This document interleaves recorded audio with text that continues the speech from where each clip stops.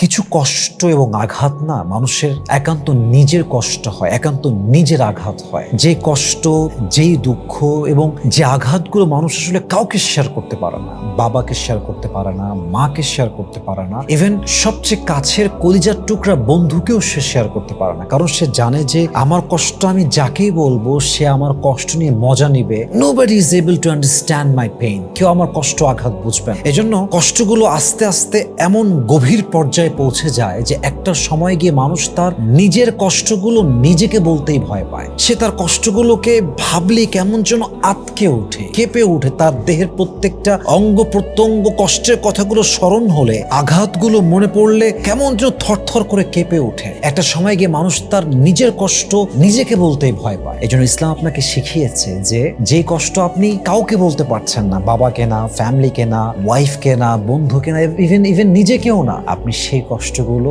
সেজদায় লুটিয়ে, নিজের মাথাকে নত করে সেজদায় লুটিয়ে দিয়ে আল্লাহকে বল। আল্লাহ আপনার কষ্টের প্রাইভেসিও রাখবেন এবং অচিরেই আপনার সমস্ত দুঃখ কষ্ট আল্লাহ দূর করে দিবেন ইনশাআল্লাহ।